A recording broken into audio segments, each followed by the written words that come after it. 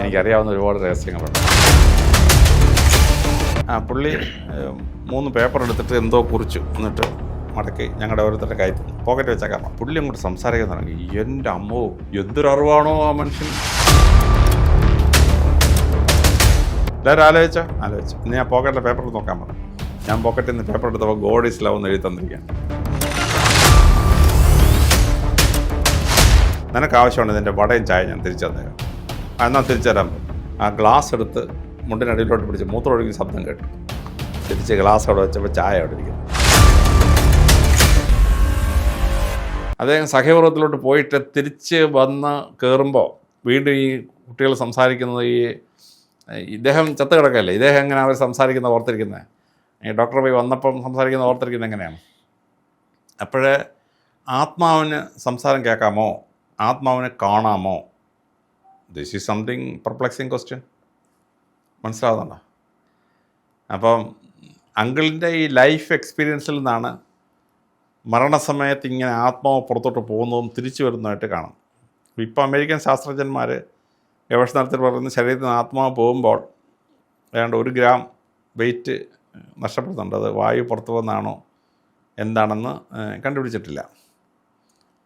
അപ്പോൾ അമേരിക്കയിലൊരു കുട്ടി ജനിച്ചു. ആ കുട്ടി പറഞ്ഞു പഞ്ചല്ലാമയുടെ പുനർജന്മമാണ് ഞാൻ എന്ന് പറഞ്ഞു.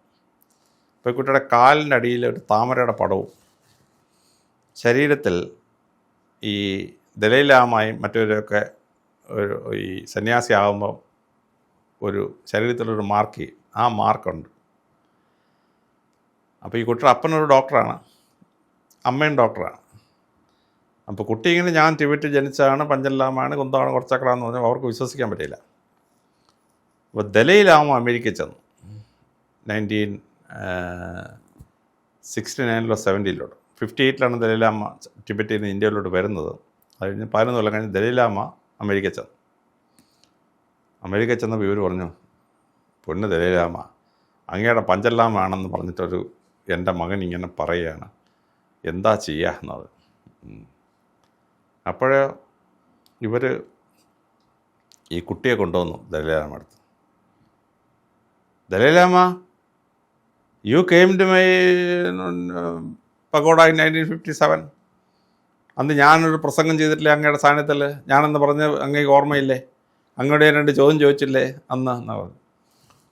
ദലൈലാമ ഇപ്പോൾ ജീവിച്ചിരിക്കുന്ന ദലൈലാമ അങ്ങ് ഫാസിനേറ്റഡ് ആയിപ്പോയി. കാരണം റിയലി 1958 പുള്ളി പാലായനം ചെയ്യുന്നതിന് 1 കൊല്ലം മുമ്പ് ഈ പഞ്ചല്ലാമ താമസ സ്ഥലത്തില്ലെങ്കിൽ അവിടെ ഇവർ രണ്ടുപേരും പ്രസംഗിക്കുകയും പഞ്ചല്ലാമ ചെയ്ത പ്രസംഗമാണ് ഈ കുട്ടി പറയുന്നത്. അവിടെ വെച്ച് ആ പഗോഡ നടത്തുന്നതിനെ പറ്റി പഞ്ചല്ലാമ ദലൈലാമയോട് സംശയം ചോദിച്ചിരുന്നു. ആ സംശയമാണ് ഈ കുട്ടി പറയുന്നത്. 7 വയസ്സുള്ള കുട്ടി. ദലൈലാമ പറഞ്ഞു, ഈ കുട്ടി പറയുന്നത് കംപ്ലീറ്റ് സത്യമാണ്. ഞാൻ 57 അവിടെ പോയിരുന്നു. പഞ്ചല്ലാമ ഇങ്ങനെയൊക്കെ പറഞ്ഞിരുന്നു. ആ പഞ്ചല്ലാമ പറഞ്ഞ ആ പഞ്ചല്ലാമ മരിച്ചു കഴിഞ്ഞൊരു 2-3 ദിവസം കഴിഞ്ഞ കുട്ടി ജനിച്ചിരിക്കുന്നത്. അപ്പോൾ ഈ അപ്പനമ്മയും ചോദിച്ചു, ടിബറ്റിൽ ജനിച്ച ഒരാൾ എന്തിനാണ് ഈ അമേരിക്ക വന്ന് പുനർജന്മം എടുക്കുന്നത്?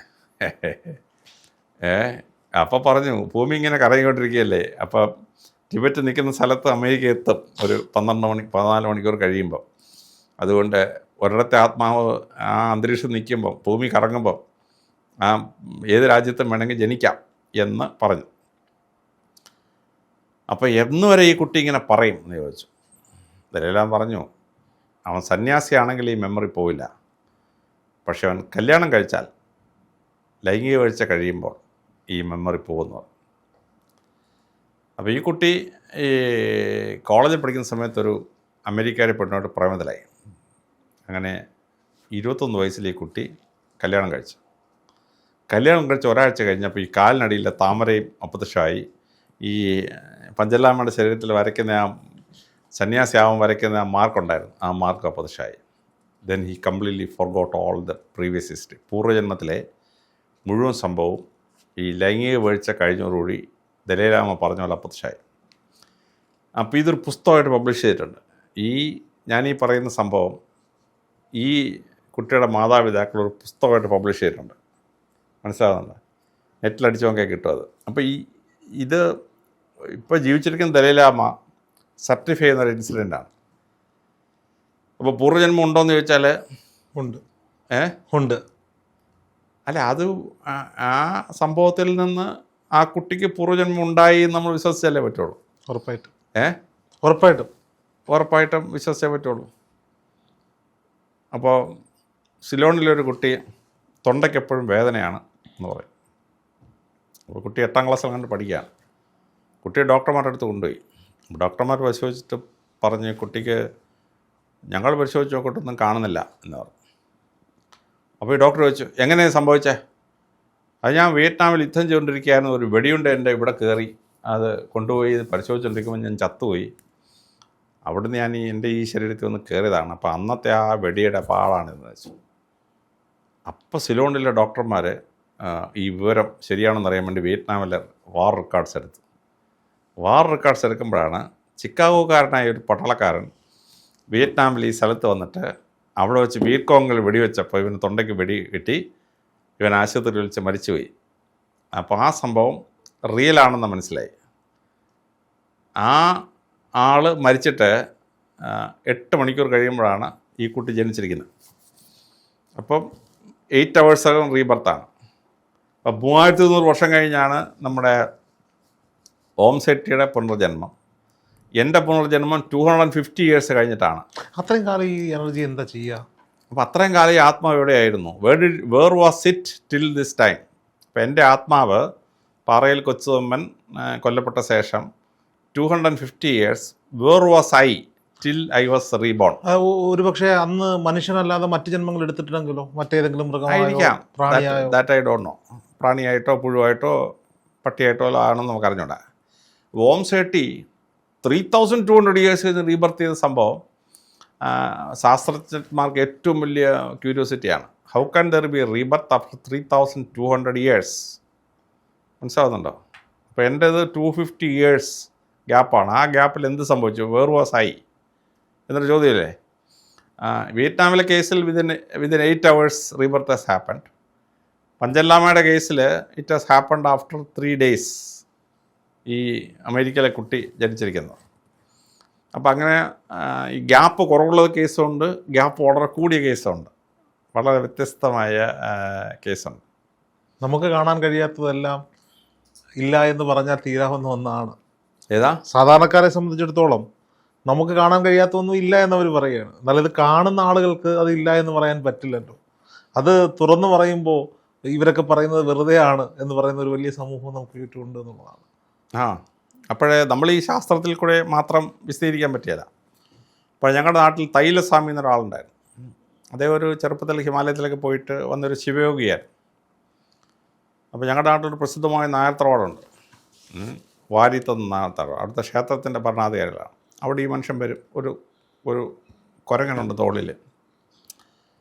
പുള്ളി വല്ലപ്പോഴൊക്കെ ഹോട്ടലിൽ വന്നൊരു ചായ കുടിച്ചിട്ട് പോകും. ആരും പൈസ ഒന്നും ചോദിക്കുകയല്ല. പുള്ളിക്കിടയിൽ പൈസ ഇല്ല. അപ്പോൾ ഞങ്ങളുടെ വീടിൻ്റെ ഒരു കട ഹോട്ടൽ നടത്തുന്നുണ്ടായിരുന്നു. അപ്പോൾ ഹോട്ടലിൽ ഇദ്ദേഹം വന്നിട്ട് ഒരു വടയും ഒരു ചായയും കഴിച്ചു. അപ്പോൾ ഈ ഹോട്ടലോടെ ചുമ്മാ രസത്തിന് പറഞ്ഞു, സ്വാമിയുടെ ഞങ്ങളൊന്നും ഒരിക്കലും പൈസ വാങ്ങിച്ചിട്ടില്ല, ഇന്ന് സ്വാമി പൈസ തരണമെന്ന് പറഞ്ഞു. അപ്പോൾ ഞാനന്ന് 7ാം ക്ലാസ് പഠിക്കുക. ഞാൻ ഉണർന്നിപ്പുണ്ട്. ഞങ്ങളുടെ കട വാടകയ്ക്കെടുത്ത് ഈ ഹോട്ടൽ നടത്തുന്നു. അപ്പോൾ തൊട്ടടുത്ത ആൾ പറഞ്ഞു, അയ്യോ സ്വാമിയുടെ ഒന്നും വാങ്ങിക്കണ്ട, ഞാൻ പൈസ തന്നേക്കാം വടയ ചായയുടെ എന്ന്. അയാൾ പറഞ്ഞു, അല്ലല്ല സ്വാമി തന്നെ തരണമെന്ന് പറഞ്ഞു. അപ്പോൾ അയാൾ പറഞ്ഞു, സന്യാസിമാർ ഒന്നും പൈസ കൊണ്ടുനടക്കാറില്ല, പൈസ കൊടുക്കാറില്ല. നിനക്ക് ആവശ്യമുണ്ട് ഇതിൻ്റെ വടയും ചായ ഞാൻ തിരിച്ചു തന്നേക്കാം. എന്നാൽ തിരിച്ചു തരാൻ പറഞ്ഞു. സ്വാമി ഈ വട വെച്ച ഇലയെടുത്ത് മുണ്ടിനടിയിലോട്ട് പിടിച്ചിട്ട് വട അവിടെ വെച്ച് ആ ഗ്ലാസ് എടുത്ത് മുണ്ടിനടിയിലോട്ട് പിടിച്ച് മൂത്രമൊഴുകുന്ന ശബ്ദം കേട്ടു. തിരിച്ച് ഗ്ലാസ് അവിടെ വെച്ചപ്പോൾ ചായ അവിടെ ഇരിക്കുന്നു. അപ്പം നമ്മൾ ചവച്ചരച്ച് വയറ്റിലിറക്കിയ ഒരു വടയെ എങ്ങനെ റീകൺസ്ട്രക്ട് ചെയ്യും? ഇമ്പോസിബിൾ. കണ്ണുകൊണ്ട് കണ്ടതാണ്. ഞാൻ കണ്ണുകൊണ്ട് കണ്ട. ഞാൻ 7ാം ക്ലാസ്സിൽ പഠിക്കാം. നമ്മൾ മൂത്രം ഒഴിച്ചാൽ മൂത്രമല്ലേ വരത്തുള്ളൂ, ചായ എങ്ങനെ വരും? Kidney how can it process ചായ? മനസ്സിലാകുന്നുണ്ടോ? അപ്പോൾ ഇത് ഒരു ശാസ്ത്രജ്ഞനോട് പറഞ്ഞാൽ അവർ വിശ്വസിക്കുന്നില്ലല്ലോ. ഞാൻ 7ാം ക്ലാസ്സിൽ പഠിക്കുമ്പോൾ കണ്ട ഒരു സംഭവം ആയതുകൊണ്ടാണ് ഞാനത് വിശ്വസിക്കുന്നത്. അപ്പോൾ നമുക്ക് ശാസ്ത്രം പറയുന്നത് വളരെ എളുപ്പമാണ്, യുക്തി പറയുന്നത് വളരെ എളുപ്പമാണ്. പക്ഷേ നമ്മൾ കണ്ണുകൊണ്ട് കാണുകയും നമ്മൾ ചെവി കൊണ്ട് കേൾക്കുകയും ചെയ്യുന്ന സാധനം അന്ധവിശ്വാസമല്ലല്ലോ. അല്ല. അതാണ് ശരി, അതാണ് നമ്മൾ വിശ്വസിക്കേണ്ട വിശ്വാസം. മനസ്സിലാകുന്നത്? ഈ സർവീസിലിരിക്കുന്ന സമയത്തെ ഇത്തരം ചില സാഹചര്യങ്ങളൊക്കെ വരുമ്പോൾ നമുക്കിത് അറിയാം ഇങ്ങനെ ഒന്നുണ്ട്, പക്ഷേ ഒഫീഷ്യലി ഇത് പറയാനും പറ്റില്ല. അങ്ങനെ വരുന്ന സാഹചര്യങ്ങളെയൊക്കെ എങ്ങനെയായിരുന്നു നമ്മൾ ഓവർകം ചെയ്യുന്നത്? അല്ല, ഓവർകം ചെയ്യാൻ പറ്റത്തില്ലല്ലോ. ഞങ്ങൾ IPS ട്രെയിനിൻ്റെ ഭാഗമായിട്ട് ത്രിവേണി സംഗമത്തിൽ പോയി. അവിടെ ചെന്നപ്പം അവിടുത്തെ റിവേഴ്സ് പറഞ്ഞു, ഇല്ല ഗുഹയ്ക്കകത്ത് ഒരാളിരിപ്പുണ്ട്, ഭയങ്കര പവറാന്നോ. പഞ്ചാബിലെ DGP ആയിരുന്ന സുമേത് സിംഗ് സൈനിയും ഞാനും വേറൊരു ഉദ്യോഗസ്ഥനും കൂടി ഈ ഗുഹയ്ക്കകത്ത് പോയി. ഇദ്ദേഹം ഞങ്ങളുടെ മൂന്നിൻ്റെ മുഖത്തോട്ട് ഇങ്ങനെ നോക്കിയിട്ട്, അദ്ദേഹം 90% നെയ്ക്കഡാണ്, ഒരു കോണവും ചെറിയൊരു തുണിയും മാത്രമേ ഉള്ളൂ. നാഗാസന്യാസിമാരാണ്. പുള്ളി 3 പേപ്പർ എടുത്തിട്ട് എന്തോ കുറിച്ചു, എന്നിട്ട് മടക്കി ഞങ്ങളുടെ ഓരോരുത്തരുടെ കൈ തന്നു, പോക്കറ്റ് വെച്ചേക്കാൻ പറഞ്ഞു. പുള്ളി അങ്ങോട്ട് സംസാരിക്കാൻ തുടങ്ങി. എൻ്റെ അമ്മോ, എന്തൊരറിവാണോ ആ മനുഷ്യന്, അസാമാന്യ എൻസൈക്ലോപീഡിയ തലയ്ക്കാതിരിക്കുന്ന മനുഷ്യൻ. അരമണിക്കൂർ കഴിഞ്ഞ് ഞങ്ങൾ പറഞ്ഞു, സ്വാമി ഞങ്ങൾ പോവാ, ഞങ്ങൾക്ക് പെട്ടെന്ന് വേറൊരു സ്ഥലത്ത് പോകാനുണ്ടെന്ന് പറഞ്ഞു. സ്വാമി പറഞ്ഞു, നിങ്ങൾ 3 ഓരോ വാചകം മനസ്സിൽ ആലോചിക്കാൻ പറഞ്ഞു. ഞാൻ ചെയ്ത ഭാഷ നിങ്ങൾക്ക് ഇഷ്ടമുള്ള ഭാഷ ആലോചിച്ചാലും പറഞ്ഞു. അപ്പോൾ ഞാൻ വേദപുസ്തകത്തിൽ നിന്ന് ഗോഡ് ഈസ് ലവ് എന്ന് മനസ്സിൽ ചിന്തിച്ചു. സുമേത് സിംഗ് സൈനി പഞ്ചാബിലെ ഗുരു ഗ്രന്ഥ സാഹിബ്, അദ്ദേഹത്തിന് അവരുടെ പുണ്യഗ്രന്ഥത്തിൽ നിന്നൊരു പഞ്ചാബി സെൻറ്റൻസ് മനസ്സിലാവച്ചു. 3-ാമത്തെ ആൾ കബീറിൻ്റെ ദോഹ ഹിന്ദിയിൽ ആലോചിച്ചു. എല്ലാവരും ആലോചിച്ചു. ഇന്ന് ഞാൻ പോക്കറ്റിലെ പേപ്പറിൽ നോക്കാൻ പറഞ്ഞു. ഞാൻ പോക്കറ്റിൽ നിന്ന് പേപ്പർ എടുത്തപ്പോൾ ഗോഡ് ഈസ് ലവ് എന്ന് എഴുതി തന്നിരിക്കുകയാണ്. മറ്റേ ആളെടുത്ത് നോക്കിയപ്പോൾ പഞ്ചാബി ഭാഷയിൽ ഗുരുഗ്രന്ഥ സാഹിബിന്, 3-ാമത്തെ കബീറിൻ്റെ ദോഹ ഹിന്ദിയിൽ. അപ്പോൾ ഒന്നുകിൽ അദ്ദേഹം എഴുതിയ പേപ്പറിൽ എന്താണോ നമ്മുടെ തലച്ചോറിലോട്ട് അദ്ദേഹം ടെലിപ്പതിയിൽ തന്നു, അല്ലെങ്കിൽ നമ്മൾ അരമണിക്കൂറും ചിന്തിക്കാൻ പോകുന്ന സാധനം ഈ മനുഷ്യൻ അരമണിക്കൂർ മുമ്പ് ആൻറ്റിസിപ്പേറ്റ് ചെയ്ത് എഴുതി തന്നിരിക്കുകയാണ്. രണ്ടായാലും ഞാൻ പഠിച്ച സൈക്കോളജിയിലോ പാരാസൈക്കോളജിയിലോ എന്ത് സൈക്കോളജിയിലോ എക്സ്പ്ലെയിൻ ചെയ്യാൻ വയ്യ എനിക്ക്. കാരണം അരമണിക്കൂറിൽ നമ്മൾ ചിന്തിക്കാൻ പോകുന്ന 3 ഭാഷ ചിന്തിക്കാൻ പോകുന്ന വാചകം ഇദ്ദേഹം അരമണിക്കൂർ മുമ്പ് എഴുതി. അഘോരി സന്യാസിയാണോ നാഗസന്യാസി? നാഗസന്യാസിമാരാണോ? അഘോറി ആണ്, ഇറച്ചി തിന്നുന്ന ആളല്ല, മനുഷ്യൻ്റെ ശവം തിന്നുന്ന ടൈപ്പ് ഒരാൾ. പക്ഷെ ആ മനുഷ്യന് അറിവഭാരം, ഒന്നുകിൽ അദ്ദേഹം എഴുതിയ സാധനം നമ്മുടെ തലച്ചോറിലോട്ട് ആ സംസാരത്തിനിടയിൽ തന്നിരിക്കുക, പ്രോംപ്റ്റ് ചെയ്ത് തന്നിട്ടുണ്ട്. പ്രോംപ്റ്റ് ചെയ്ത് കഴിഞ്ഞാൽ ആ തെല്ലിപ്പതിയായിട്ട് സംസാരിക്കാതെ നമ്മുടെ തലച്ചോറ് തന്നിരിക്കുകയാണ്.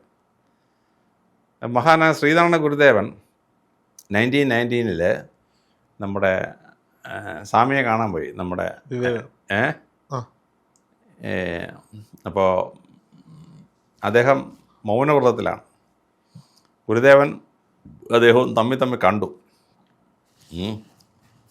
ഒന്നും വേണ്ടിയില്ല. ഗുരുദേവൻ അവസാനം അവിടുത്തെ വിസിറ്റിംഗ് ഡയറിയിൽ എഴുതിയിട്ടിട്ട് ഇനി പോന്നു. ഒരാഴ്ചത്തെ മൗനവ്രതം കഴിഞ്ഞിട്ട് സ്വാമി വന്നിട്ട് ഈ വിസിറ്റർ മാർക്സ് വായിച്ചപ്പോൾ അയ്യോ, ശ്രീനാരായണ ഗുരുദേവനെ കണ്ടപ്പോൾ ഞാൻ മനസ്സിൽ ചിന്തിച്ചാണ് ഈ മനുഷ്യൻ എഴുതി വെച്ചിരിക്കുന്നത്. അപ്പോൾ ഗുരുദേവൻ ചിന്തിച്ചത്, ആ സന്യാസി ചിന്തിച്ചത് ഗുരുദേവൻ തലച്ചോറിലോട്ട് എടുത്തിട്ടാണ് അവിടെ എഴുതി വെച്ചിരിക്കുന്നത്. എങ്ങനെ എഴുതി ഗുരുദേവൻ? ടെലിപ്പതിയോ മറ്റെന്തോ ഒരു സാധനത്തിലാണല്ലോ ആ മനസ്സ് ചിന്തിക്കുന്ന ഈ മനസ്സിലോട്ട് പിടിച്ചെടുക്കാൻ പറ്റുന്നത് എന്ന് പറഞ്ഞ പോലെ ഈ ത്രിവേണി സംഗമത്തിലെ സന്യാസി കാണിച്ചത് എനിക്കിന്നും വിശ്വസിക്കാൻ വയ്യ. After 40 years I cannot still believe how he did it. അപ്പം ഒരു സൈക്കോളജിയോ പാരാസൈക്കോളജി എന്താണെന്ന് വെച്ചാൽ നമുക്ക് അറിഞ്ഞൂടാ, മനസ്സിലാവുന്നുണ്ട്. അപ്പോൾ നമ്മൾ ഈ വ്യാഖ്യാനിച്ച് പോകുമ്പം മനുഷ്യൻ്റെ ശാസ്ത്രം വെച്ച് മനസ്സിലാക്കാൻ പറ്റാത്ത ഒരുപാട് കാര്യങ്ങളുണ്ട്. അപ്പോൾ പാണ്ഡുരംഗസ്വാമി മധുരയിലെ വലിയൊരു യോഗിയാണ്. നമ്മളൊക്കെ യോഗാസനം 3-ാം ലെവലിൽ നിൽക്കുമ്പോൾ അദ്ദേഹം 7ാമത്തെ 8ാമത്തെ സ്റ്റേജിലെത്തിയിരുന്നു. അപ്പോൾ BBC വേൾഡ് സർവീസ് ഒന്ന് പാണ്ഡുരംഗസ്വാമിയോട് ചോദിച്ചോ, അങ്ങേക്ക് ഇൻവോളണ്ടറി മസിലിനെ കൺട്രോൾ ചെയ്യാൻ പറ്റും? അതേപോലെ കൺട്രോൾ ചെയ്യാൻ പറ്റും. വോളണ്ടറി ഇൻവോളണ്ടറി ഞങ്ങൾക്ക് പ്രശ്നമാണെന്നോ. അങ്ങ് ഹൃദയത്തെ നിയന്ത്രിക്കാമെന്നോ. അവർ ECG മെഷീൻ അങ്ങോട്ട് കണക്ട് ചെയ്തു. അപ്പോൾ സ്വാമിയുടെ പൾസ് 72, 62, 52, 42, 32, 22. അയ്യോ, ഇയാൾ ചത്തു പോകുന്നു പറഞ്ഞു. സ്വാമി പേടിക്കൊന്നും വേണ്ട, ഞാൻ എൻ്റെ ഹാർട്ടിനെ കൺട്രോൾ ചെയ്യണം, തിരിച്ച് കാണിച്ചു തരാമെന്ന് പറഞ്ഞു. 82, 102, 142, 162, 182 ആയപ്പോൾ ഡോക്ടർമാർ വീണ്ടും പിടിച്ചു. അയ്യോ ചത്തു പോകുന്നു പറഞ്ഞു. പുള്ളി പറഞ്ഞു കുഴപ്പമൊന്നുമില്ലാന്ന് പറഞ്ഞു. ഇനി നിങ്ങളുടെ ECG മെഷീൻ കാണണോ? നോക്കിക്കൊള്ളാൻ പറഞ്ഞു. കുറച്ച് കഴിഞ്ഞപ്പോൾ ECG മെഷീനിൽ ഈ ഫ്ലിക്കറിങ് നേരെ സ്ട്രെയിറ്റ് ലൈനായി. അപ്പോൾ ECG സ്ട്രെയിറ്റ് ലൈനായാലും ആൾ ചത്തുന്ന അർത്ഥം. സമാധിയല്ലേ? അയ്യോ സ്വാമിജി ചത്തുപോയെന്ന് തോന്നുന്നു. പുള്ളി ചത്തുന്നതിലൂടെ നിങ്ങളെ കാണിക്കാൻ വേണ്ടി ചെയ്തതാണ്. BBC ഇത് മുഴുവൻ റെക്കോർഡ് ചെയ്തു. BBC വേൾഡ് സർവീസ് ബ്രോഡ്കാസ്റ്റ് ചെയ്തു. അതായത് ഒരു സന്യാസിക്ക് യോഗാസനങ്ങളിലൂടെ അദ്ദേഹത്തിൻ്റെ ഹൃദയത്തെയും പൾസിനെയും കൺട്രോൾ ചെയ്യാൻ പറ്റുന്നതാണ്. അപ്പോൾ ധീരേന്ദ്രസ്വാമി റഷ്യയിൽ പോയി, സൈബീരിയയിൽ പോയി. അത് -56°C. റഷ്യയിൽ ജനിച്ചു വളർന്നവർ 3 സെറ്റ് ഉളം ക്ലോത്തൊക്കെ ഇട്ടിട്ട് മൂക്കിനകത്തോടെല്ലാം ഈ വെള്ളം ചൂടാക്കുമ്പോൾ പുക വരുന്ന പോലെ, കോയിലിനകത്ത് നിന്ന് പുക വരുന്ന പോലെ നീരാവി വന്നുകൊണ്ടിരിക്കുകയാണ്. ഇദ്ദേഹത്തിനൊരു പ്രശ്നമില്ല. ഇദ്ദേഹം ഒരു തോർത്ത് വിട്ടിട്ടുണ്ട്, ഒരു ചെറിയ മുണ്ട് കൊടുത്തിട്ടുണ്ട്. റഷ്യക്കാർ പറഞ്ഞു, സ്വാമിജി ഇത് സൈബീരിയയാണ്, ഇന്ത്യ അല്ല, ഇത് -56°C അങ്ങ് ചത്തു വന്നത്. പുള്ളി അതൊന്നും കുഴപ്പമില്ലാന്ന് പറഞ്ഞു. പുള്ളി അരമണിക്കൂർ 3/4 മണിക്കൂർ വർത്താനം പറഞ്ഞു. കമ്മ്യൂണിസ്റ്റുകാരായ റഷ്യക്കാർ അമ്പരന്ന് പോയി, വാട്ട് ഈസ് ദിസ് എന്ന് പറഞ്ഞു. പുള്ളി പറഞ്ഞു വളരെ സിമ്പിളാണ്, ഞാൻ യോഗാസനങ്ങളിലൂടെ എൻ്റെ സ്കിന്നിനെ ഇൻസുലേറ്റ് ചെയ്തിരിക്കുകയാണ്. എൻ്റെ ശരീരം ചൂട് പുറത്തോട്ട് പോകത്തില്ല, പുറത്താണ് പാകത്തോട്ടും കയറത്തില്ല, അതുകൊണ്ട് എനിക്കൊന്നും പ്രശ്നമില്ലെന്ന് പറഞ്ഞു. അപ്പോൾ ഇത് റെക്കോർഡ് ചെയ്തവർ റഷ്യയിലെ കമ്മ്യൂണിസ്റ്റ് ശാസ്ത്രജ്ഞന്മാർ റെക്കോർഡ് ചെയ്തു. ഇന്ത്യയിലെ ഒരു യോഗാസനം നടത്തിയ സന്യാസിക്ക് ഈ വിധത്തിൽ പവറുണ്ട് എന്ന് പറയുന്ന യോഗാസനത്തിൻ്റെ ശാസ്ത്രം അവർ സമ്മതിച്ചെന്നുള്ളതാണ്. അപ്പം നമ്മൾ ശാസ്ത്രം കൊണ്ട് വ്യാഖ്യാനിക്കുന്നതല്ല ഭൂമിയിലെ യാഥാർത്ഥ്യം. നമ്മൾ ഈ ഡാർക്ക് വേൾഡിൻ്റെ 80% നമുക്ക് എന്തോന്ന് അറിഞ്ഞൂടാ. നമുക്ക് ആയിരക്കണക്കിന് ലൈറ്റ് ഇയേഴ്സിനപ്പുറത്തുള്ള ഭൂമിയിൽ എന്തൊക്കെയാണ് സംഭവിക്കുന്നത് യാതൊരു പിടിയില്ല. നമ്മുടെ ശരീരത്തിൻ്റെ 5% പോലും നമുക്ക് അറിഞ്ഞൂടാ. പ്രപഞ്ച സത്യങ്ങളുടെ ഇത് അറിഞ്ഞൂടാ. പ്രപഞ്ചത്തിലൊരു 12ഓളം സെൻസസ് ഉണ്ട്. നമുക്കതിലൊരു 5 വരെ അറിയാം. ലെങ്ത്, ബ്രെഡ്ത്ത്, ഹൈറ്റ്, ഒരു 5 അറിയാം. ബാക്കി 7 നമുക്ക് അറിഞ്ഞൂടാ. അപ്പോൾ നമുക്കാകെ ദൈവം തന്നിരിക്കുന്ന ഒരു 1350 ഗ്രാമുള്ളൊരു തലച്ചോറാണ്. അതിൽ സെർബ്രം എന്ന് പറയുന്നത് 950 ഗ്രാമേ ഉള്ളൂ. ആ 950 ഗ്രാമുള്ള സെർബ്രം കൊണ്ട് 12 സെൻസസ് ഉള്ള ഈ പ്രപഞ്ചസത്യം മനസ്സിലാക്കാൻ പറ്റുമെന്ന് വിശ്വസിക്കുന്നതാണ് യുക്തിരാഹിത്യം. യുക്തിവാദി പറയുന്നത് അവന് ഈ 1350 ഗ്രാമുള്ള തലച്ചോറുകൊണ്ട് ലോകം മുഴുവൻ പഠിക്കാൻ പറ്റുന്നതാണ്. 1350 ഗ്രാമുള്ള ഇതുകൊണ്ട് യുക്തി കൊണ്ട് ലോകം മുഴുവൻ മനസ്സിലാക്കാനോ വ്യാഖ്യാനിക്കാനോ പറ്റില്ല. അത് യുക്തിയില്ലാത്ത വാദമാണ്. എൻ്റെ തലച്ചോറുകൊണ്ട് ഞാൻ ലോകം മുഴുവൻ പഠിക്കും, മനസ്സിലാക്കുമെന്ന് പറയുന്നത് യുക്തിയില്ലാത്തൊരു ഫോളിഷ്നെസ്സാണ്. മനസ്സിലാകും. ഓക്കെ, എന്തായാലും ഒരുപാട് അറിവുകൾ പകർന്നു തന്നതിന് നന്ദി.